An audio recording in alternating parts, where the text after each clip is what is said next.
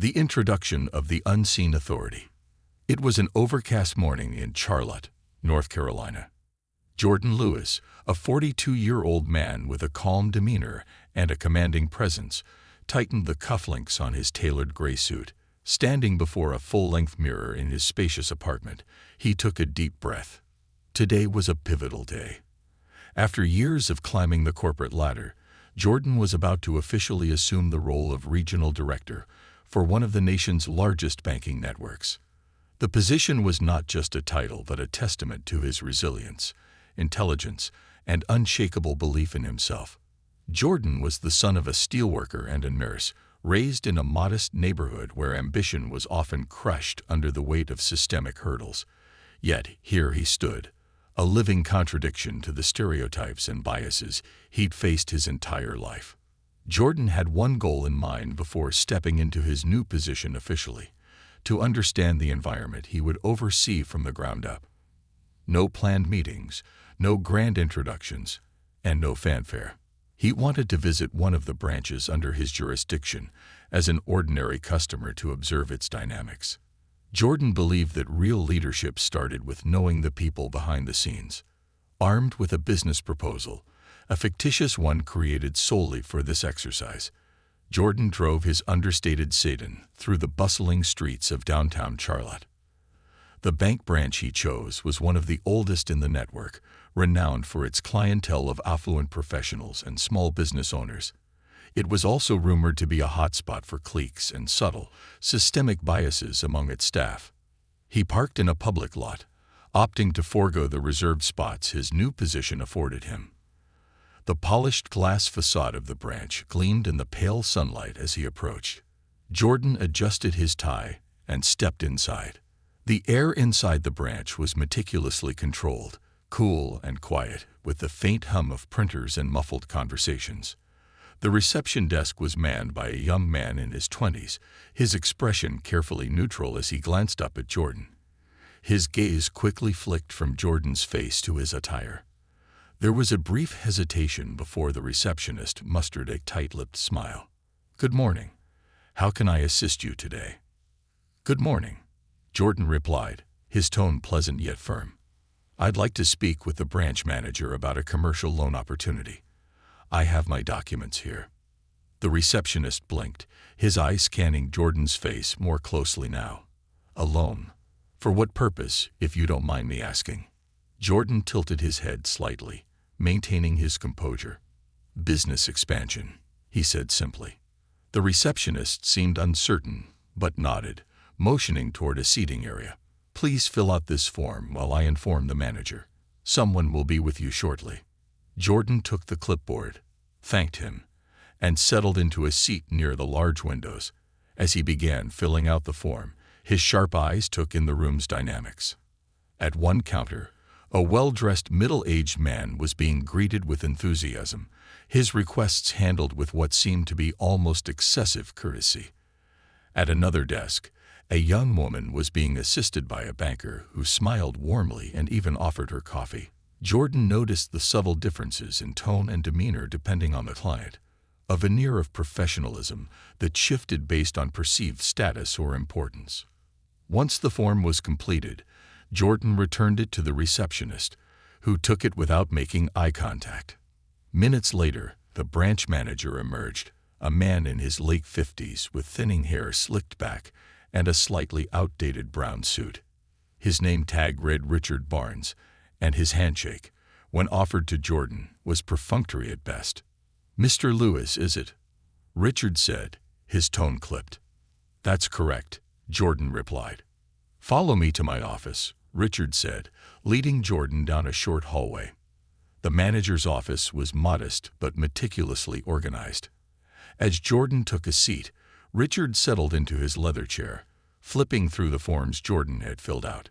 His eyes lingered on Jordan's name before moving to the documents with an air of detached skepticism. "So, you're looking for a loan to expand your business?" Richard asked, leaning back in his chair and folding his hands. "Yes," Jordan replied.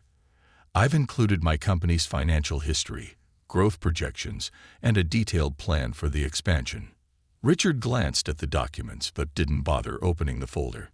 Instead, he exhaled audibly and looked back at Jordan. "Mr. Lewis," he began, his tone patronizing, "I've been in this business a long time. Loans like these aren't straightforward, especially for businesses of your size." Jordan's calm expression didn't waver, though he felt the weight of Richard's unspoken implications. "My business has been profitable for the last 6 years," Jordan replied evenly. "I've included documentation of steady growth and a clear return on investment strategy, if you'd like to review." Richard interrupted him with a slight wave of his hand. "I understand, but banks like ours have specific risk tolerances. Sometimes smaller banks or credit unions are better suited for businesses like yours. They're more flexible." For a moment, the office was silent, the tension palpable. Jordan met Richard's gaze with quiet strength, letting the manager's words sink in. He had heard this tone before, polite dismissal thinly veiled in condescension. "Thank you for your time, Mr. Barnes," Jordan said finally, rising from his seat and gathering his documents. "Best of luck, Mr. Lewis," Richard replied, standing and extending his hand. Jordan shook it briefly, then left the office without looking back. As he walked through the lobby, he noticed the same subtle glances and whispers among the staff. Jordan didn't let his expression betray his thoughts. Once outside, he took a deep breath, letting the cool air steady him. Jordan Lewis had faced countless obstacles to get to where he was today. This wasn't the first time he'd been underestimated, and it wouldn't be the last. What Richard Barnes and his team didn't know was that in less than 24 hours, Jordan would walk through those same doors, not as a customer, but as their new regional director. And when that moment came, the entire dynamic of the branch would shift. A subtle shift in perspective. The morning sun rose with a quiet brilliance over downtown Charlotte. Jordan Lewis arrived at the bank in an understated black SUV, a deliberate choice to maintain a sense of humility despite the high-profile position he was about to assume. Today marked the beginning of his tenure as regional director, and the bank branch he visited yesterday was first on his agenda. Inside the branch, a nervous energy buzzed among the staff. The air seemed heavier, the usual hum of casual chatter replaced by whispered conversations and hurried footsteps. The employees had been informed that the new regional director would be visiting their branch. None of them knew much about him, only that he was a rising star in the corporate world. Richard Barnes, the branch manager, sat at his desk, smoothing down his tie and reviewing his prepared speech for the 100th time. He wasn't overly concerned. The branch's numbers were strong, and he felt confident he could impress the new director with his experience and results. Yet there was a nagging unease he couldn't quite place. At precisely 10 o'clock a.m., the revolving doors turned, and Jordan Lewis stepped into the lobby. He was dressed impeccably, his tailored gray suit fitting him perfectly. His demeanor exuded quiet authority, his stride purposeful yet unhurried.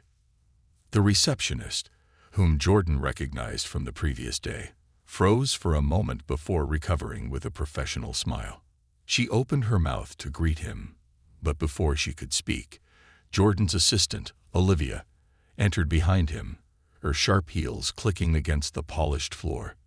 "Good morning," Olivia said briskly, addressing the receptionist. "This is Mr. Jordan Lewis, your new regional director." The receptionist's polite smile faltered, her eyes darting toward Jordan with sudden recognition. She had dismissed him as just another customer the day before. Now her composure cracked, and she stammered, "Oh, of course. Welcome, Mr. Lewis. I'll let Mr. Barnes know you're here." Jordan offered her a small nod, his expression unreadable. "Thank you," he said simply, moving to stand near a window while Olivia followed the receptionist to the back offices. As Jordan waited, he observed the staff with the same quiet scrutiny as before. The tellers were suddenly alert, their movements sharp and deliberate. The young banker, who had been jovial with another customer the previous day, now wore an expression of forced seriousness, occasionally glancing in Jordan's direction. It wasn't long before Richard Barnes emerged from his office, his smile wide but strained. His confident stride wavered slightly as his eyes locked onto Jordan. In an instant, recognition dawned. The man he had casually dismissed yesterday as an unfit candidate for a loan was now standing in his lobby as his new superior. "Mr. Lewis," Richard said, his voice tinged with nervous energy. He extended his hand quickly. "Welcome to our branch. It's an honor to meet you." Jordan shook his hand firmly, maintaining eye contact. "Thank you, Mr. Barnes. I'm looking forward to learning more about this branch and the team here." Of course, Richard said, gesturing toward the conference room. "I've prepared a brief presentation about our performance metrics and goals for the upcoming quarter, if you'd like to." "I'd like to start by walking the floor," Jordan interrupted smoothly. His tone was polite but firm, leaving no room for argument. "I believe there's no substitute for first-hand observation. I'd also like to meet with the staff informally before we proceed to formal discussions."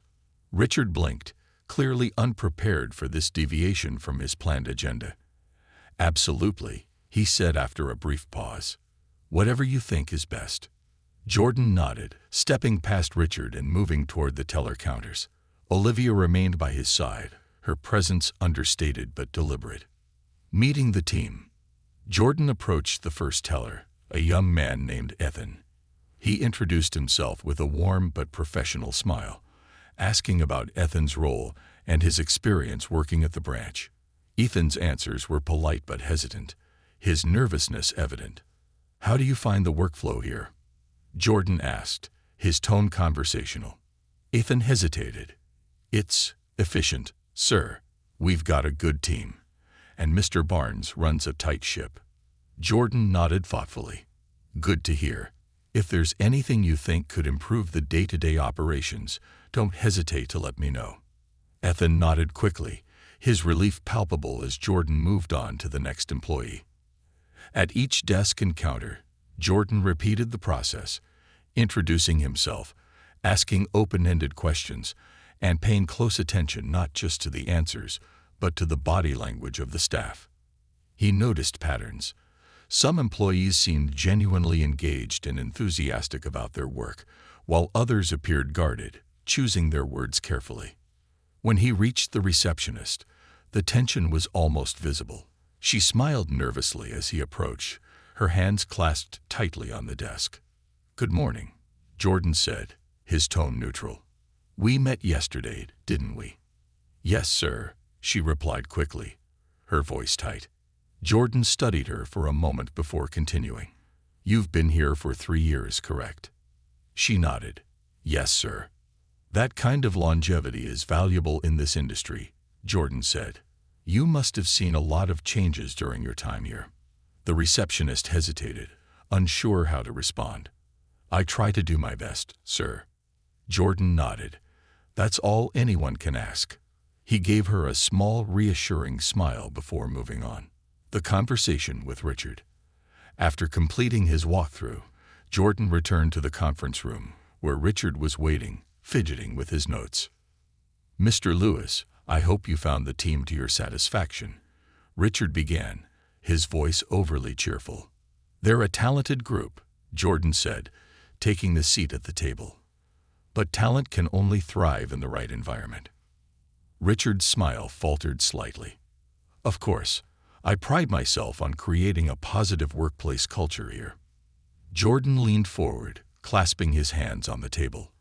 "And yet, I've heard some concerns, unofficial ones, of course, about the dynamics within this branch. I understand that no workplace is perfect, but part of my role as regional director is to address these kinds of issues proactively."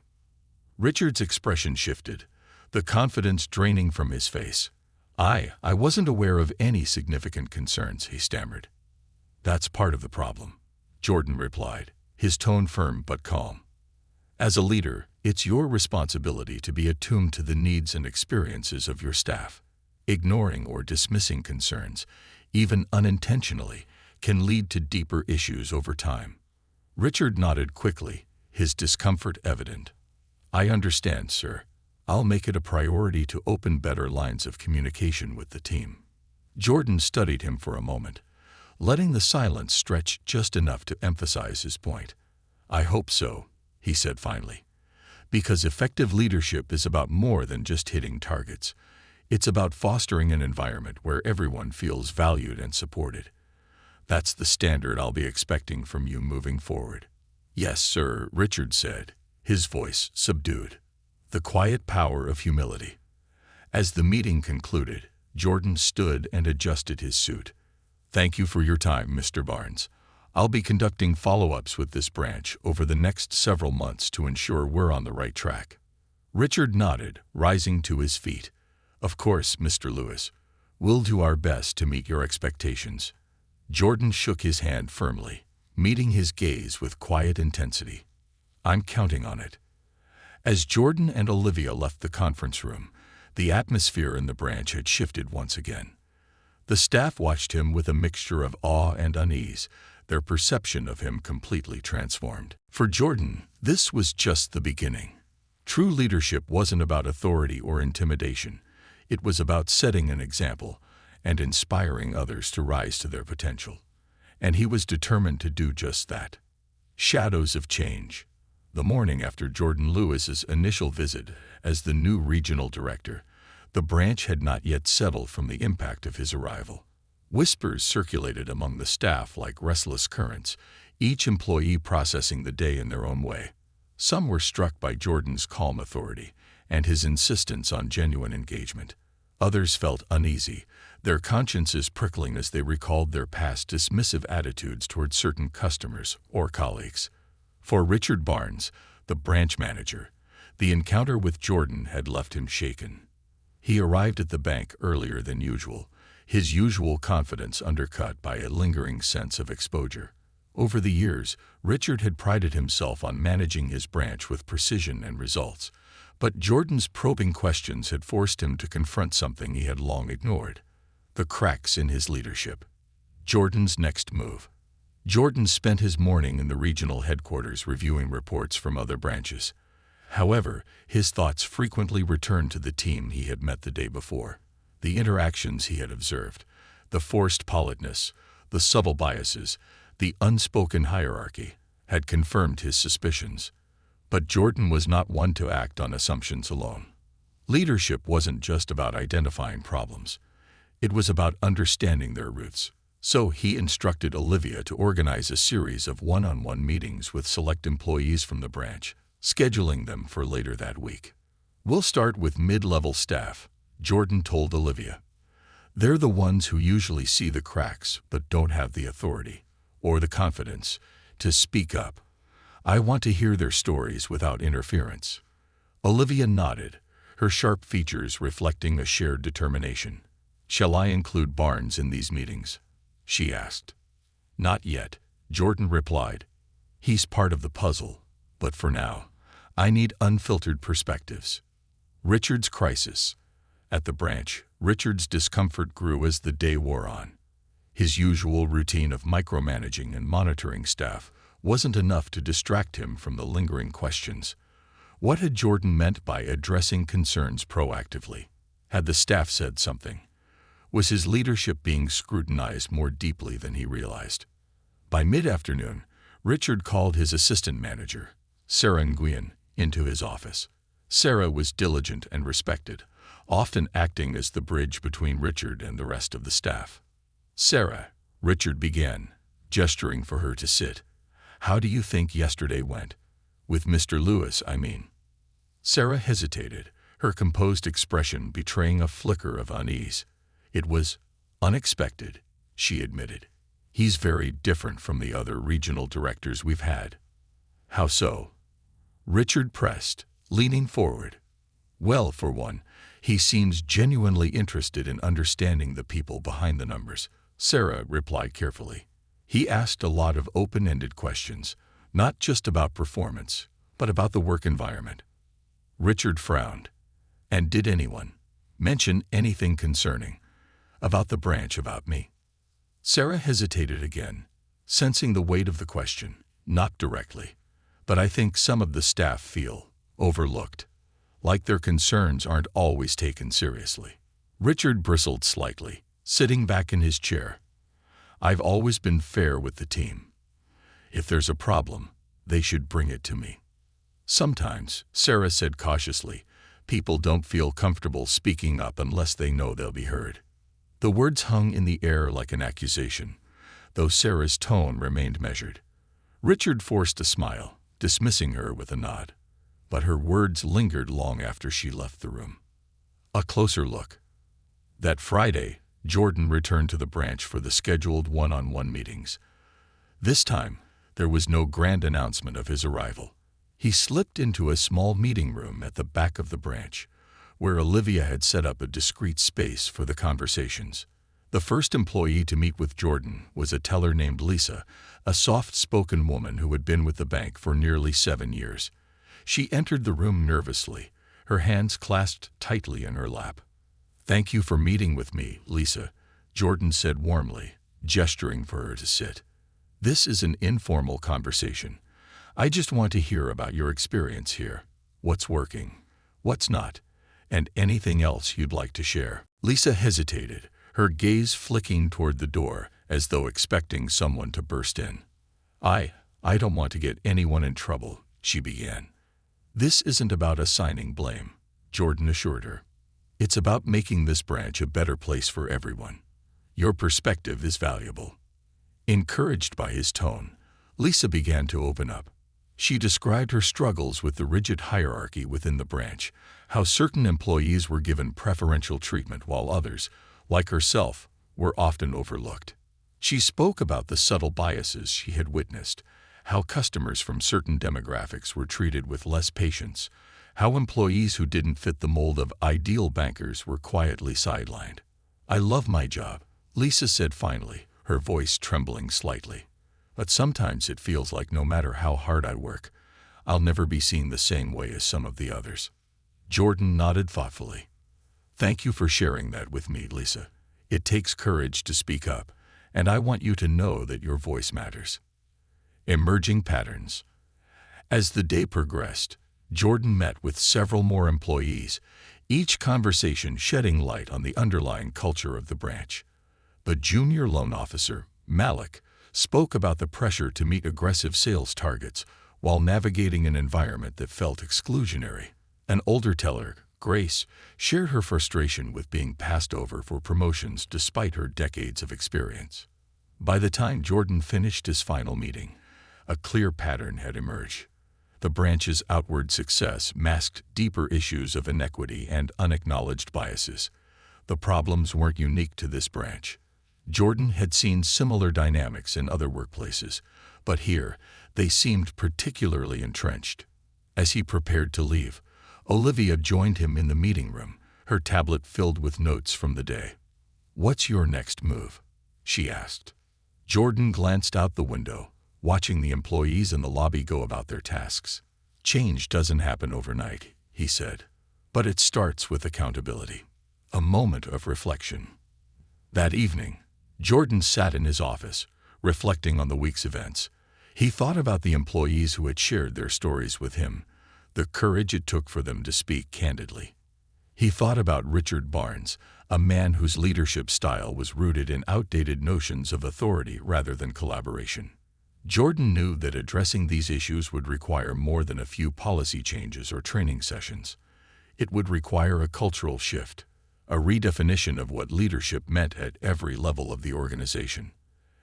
As he leaned back in his chair, Jordan made a mental note to draft a detailed plan for the branch, one that would prioritize inclusivity, transparency, and empowerment. But for now, he allowed himself a moment of quiet satisfaction. Change was already in motion, and he was determined to see it through. The road ahead would be challenging, but Jordan had faced challenges before. And as always, he was ready to rise to the occasion. Seeds of transformation.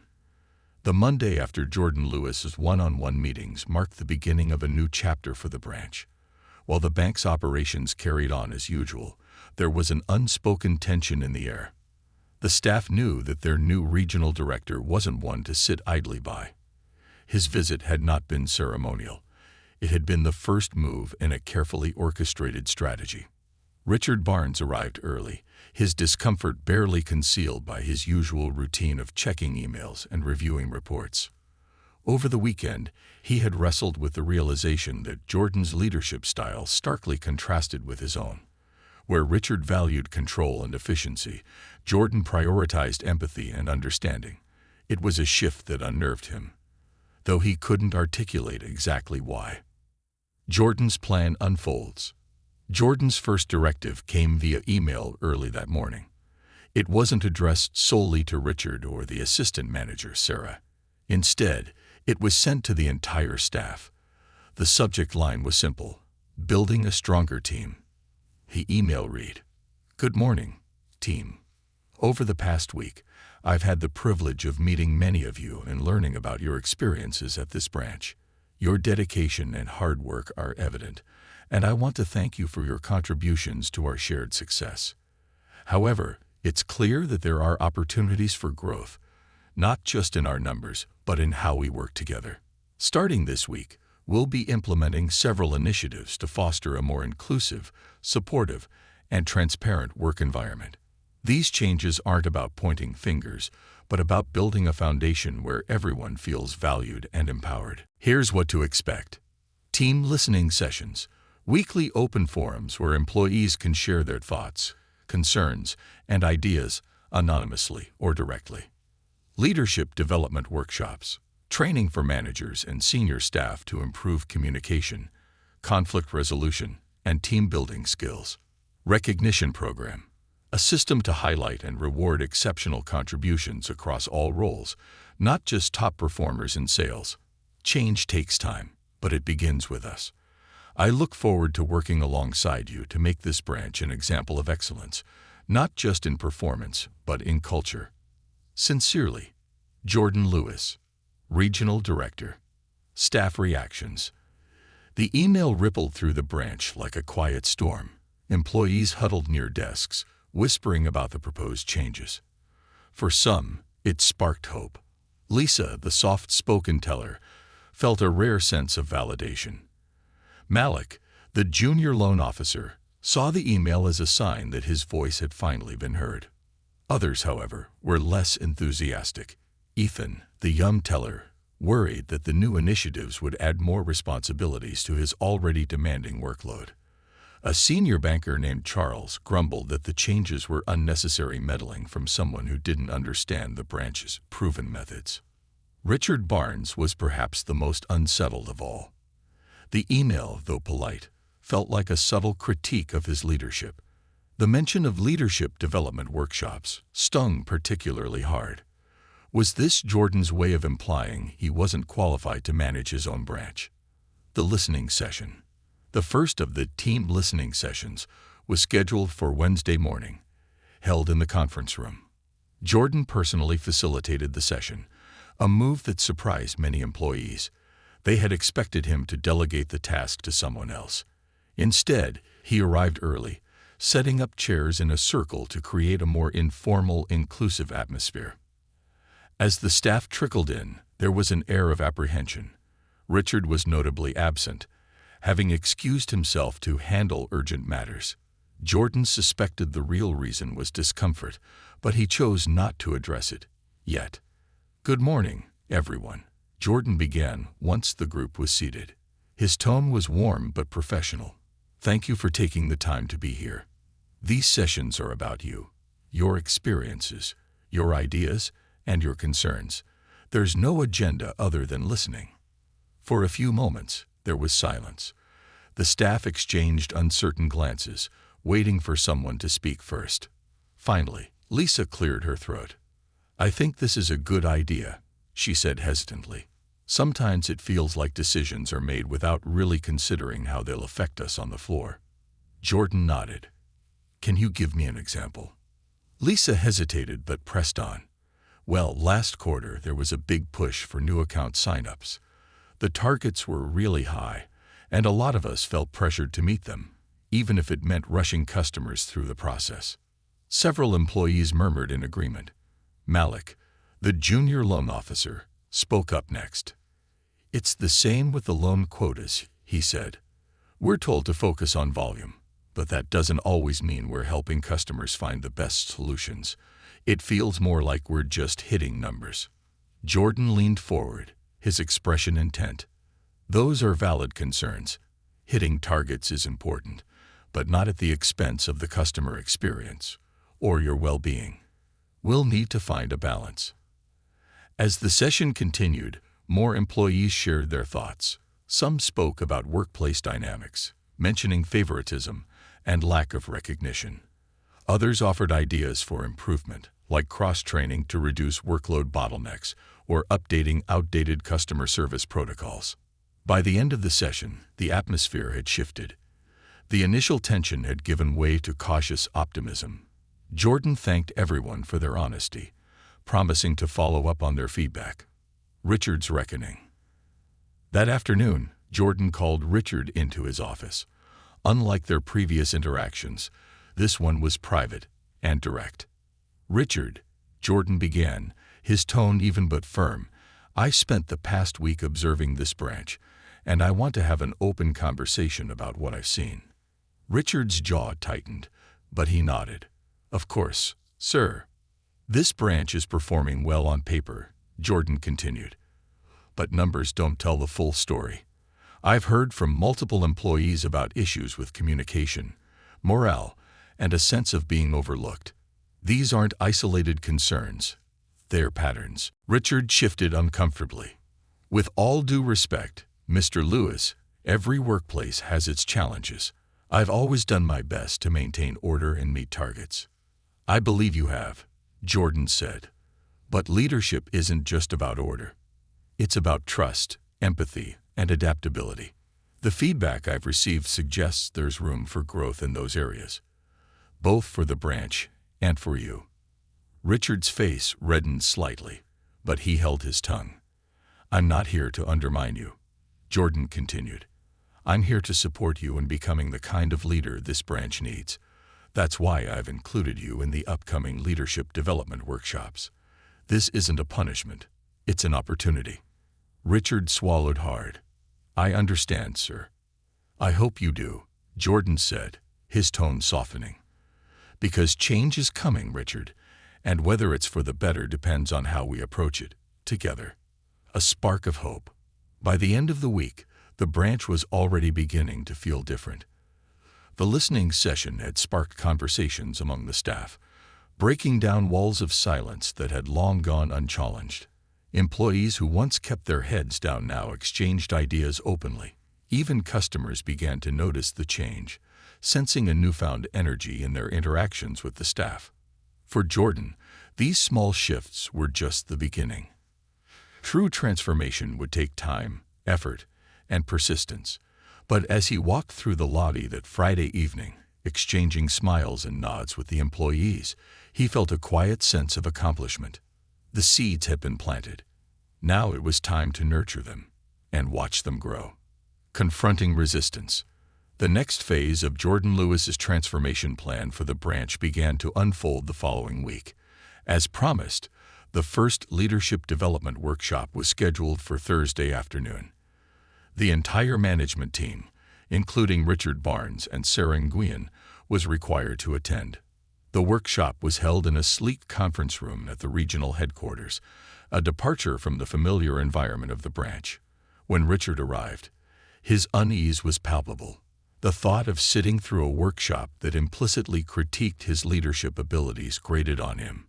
Yet the presence of Jordan himself, along with his measured but unyielding expectations, meant Richard had no choice but to comply. The workshop begins. The session was facilitated by a seasoned leadership coach named Karen Rollins, whose no-nonsense demeanor commanded attention.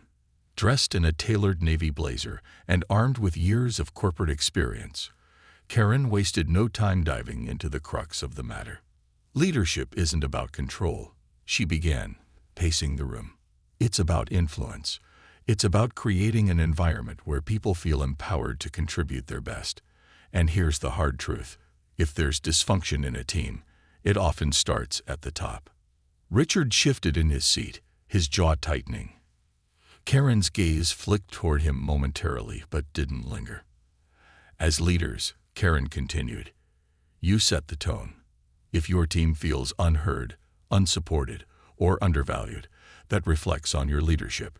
This workshop is about recognizing those blind spots and addressing them head-on.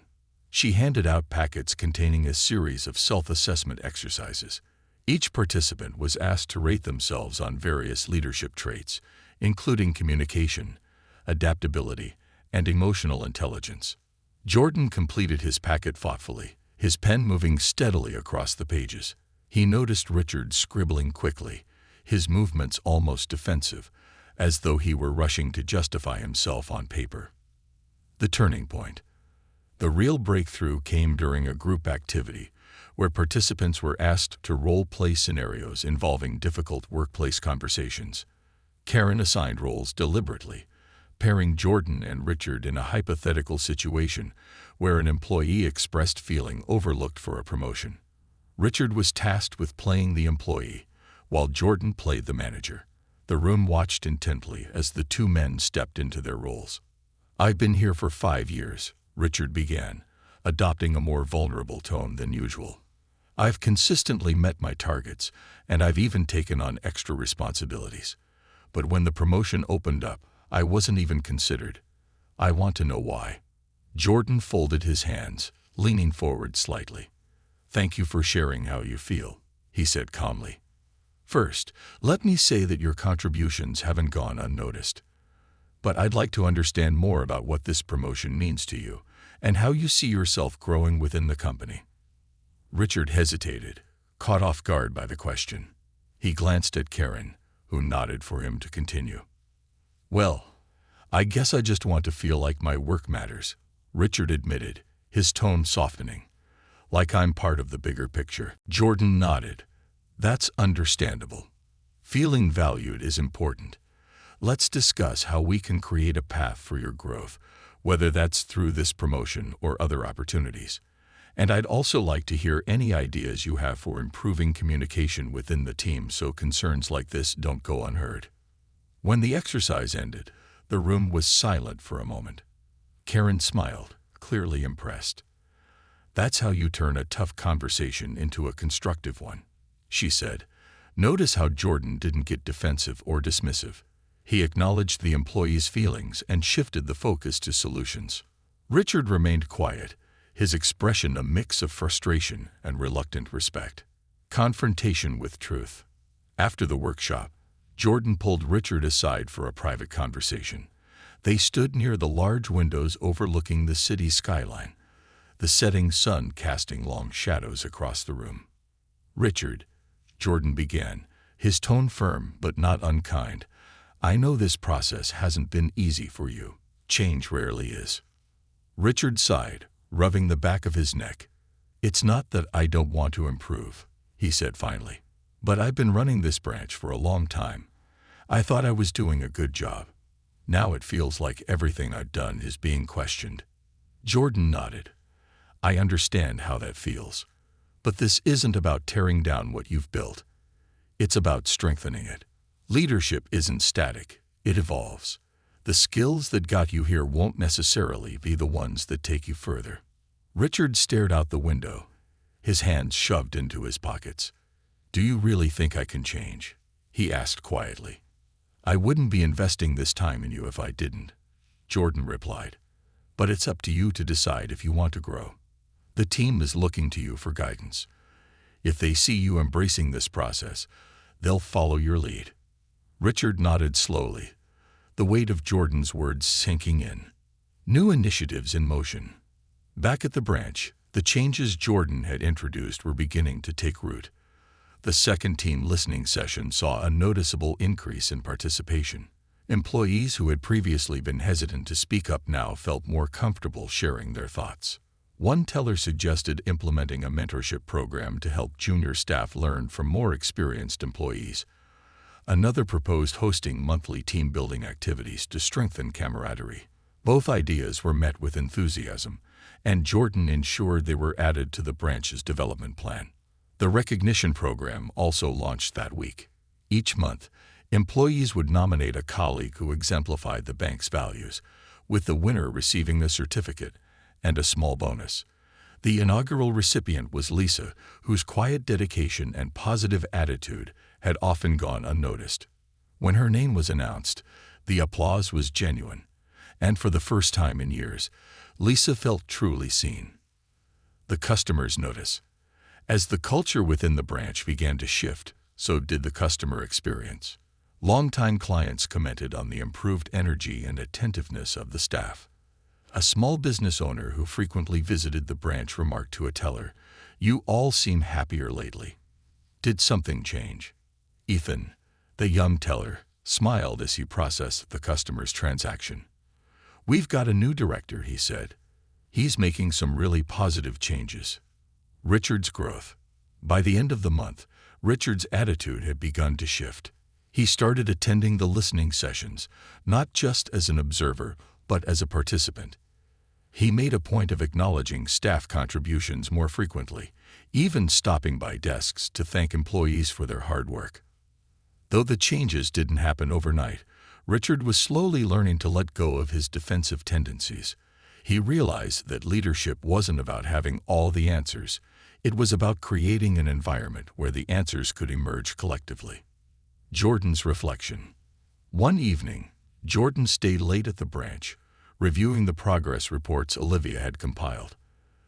The results were encouraging. Employee morale was up, customer satisfaction scores had improved, and even the branch's financial performance showed signs of growth. As Jordan packed up for the night, he glanced out the window at the quiet street below. The work was far from over, but the progress they had made so far felt like a victory. Leadership wasn't about perfection. It was about persistence, humility, and the courage to confront uncomfortable truths. And as far as Jordan was concerned, they were just getting started. The new standard. A month had passed since Jordan Lewis first walked through the branch's doors as an unassuming customer. In that time, the transformation had been remarkable. The air of complacency that once hung over the branch had been replaced with a sense of purpose. Employees moved with confidence, their interactions with customers more engaged and empathetic. The subtle hierarchies and cliques that had divided the team were slowly dissolving. But as Jordan knew, the real test of change wasn't in the early momentum. It was in sustaining it. The final steps of his plan were designed to ensure that the branch's newfound culture would not only last but serve as a model for others across the region. The public announcement. The day began with a formal announcement from corporate headquarters. The branch was officially being recognized as a flagship location, a distinction awarded to only the top-performing branches in the network. The announcement came with additional resources, higher visibility within the company, and the expectation that the branch would serve as a benchmark for others.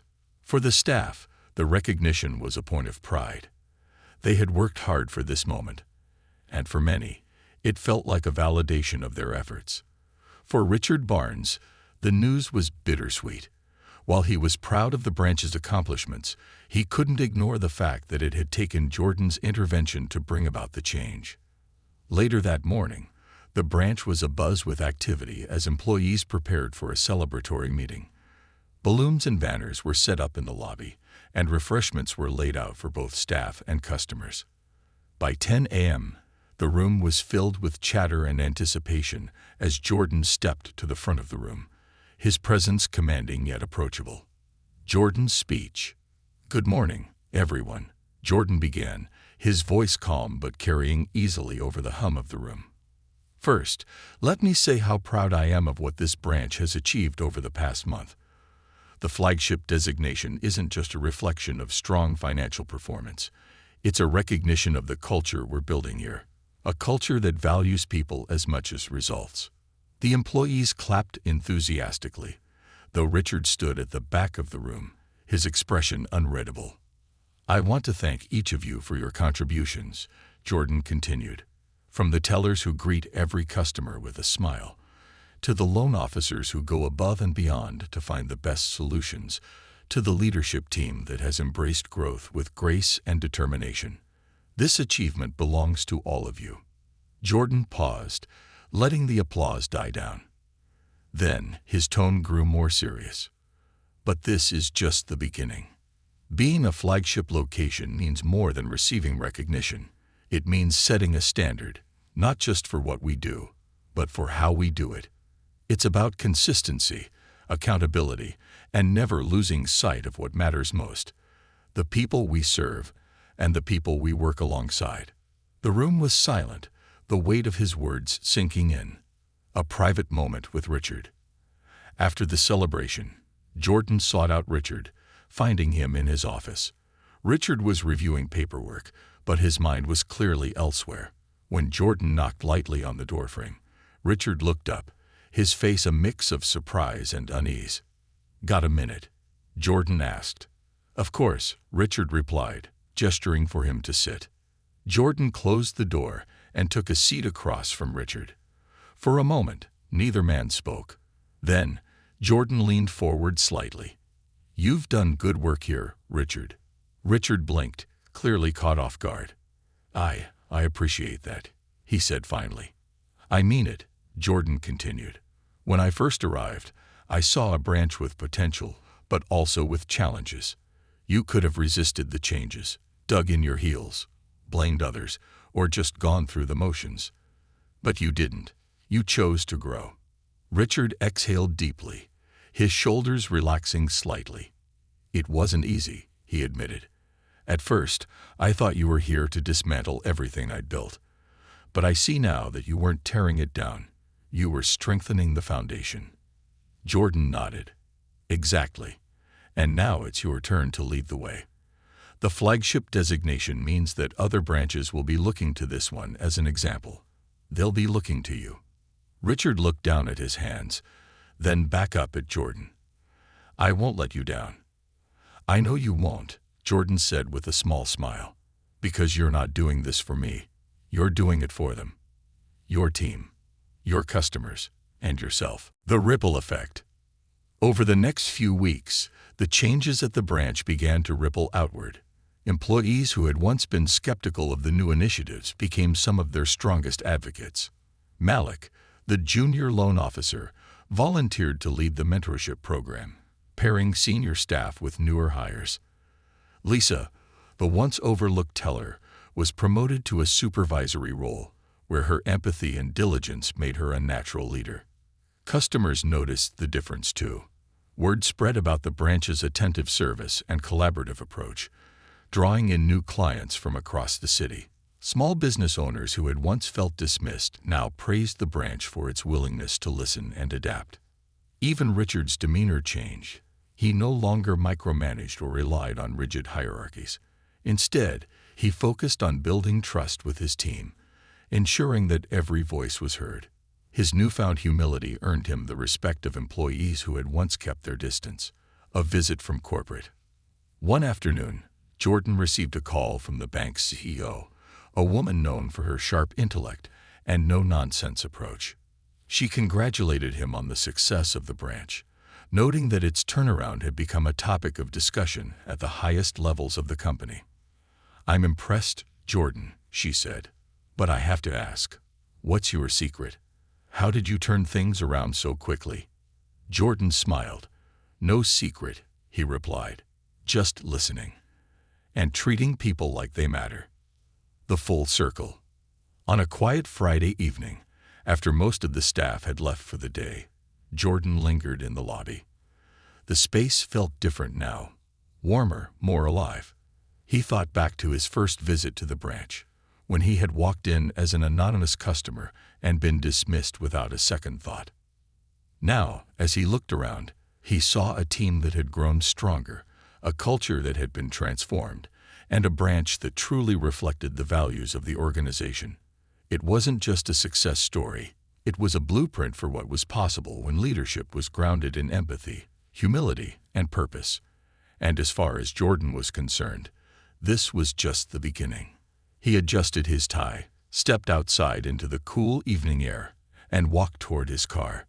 The road ahead was long, but he was ready. Because leadership wasn't about being seen. It was about making a difference. And here at this branch, he had done just that.